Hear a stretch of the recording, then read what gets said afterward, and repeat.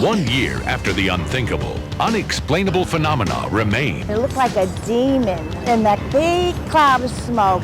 Was Satan there that day? More tales of 9/11.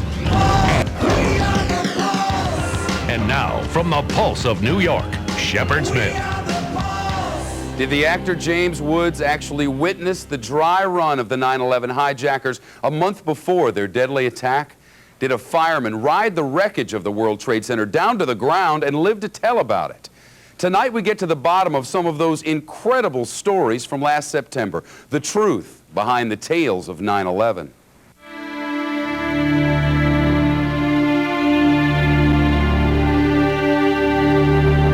It's a war zone, it's hell.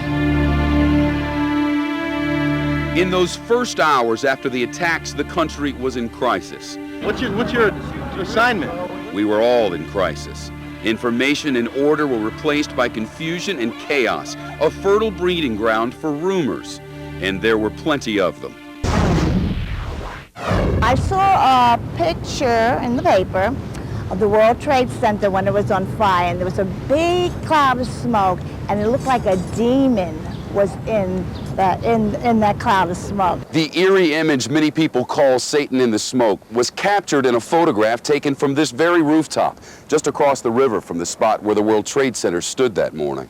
And here it is, taken by Brooklyn photographer Mark Phillips. I was getting my daughter ready for her second day of preschool and just kind of went into journalism mode and ran out, grabbed 2 cameras, a couple rolls of film, and ran up to the roof. I started shooting digitally first because I knew that I could transmit those photographs to whoever I needed to in the media right away.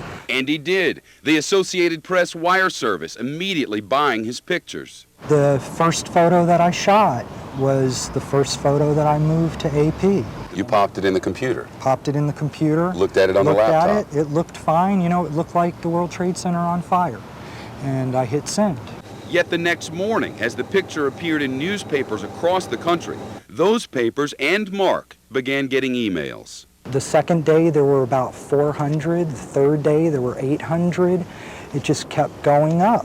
Some people attributed the picture to a higher power. There is a rational explanation for it. Nava Rubin is a professor of psychology and an expert in visual perception. They're not aware that this picture is really created in their brain and projected on the image. Rubin says our brains are programmed to see faces. What happens is that we have templates in our brain for a variety of possible shapes of faces. And we perceive faces in images, sometimes when they're not there. But they're much more likely to do that if the context is one that sort of calls for it, such as that this is smoke, which the devil is associated with. People are going to make of this image what they want to.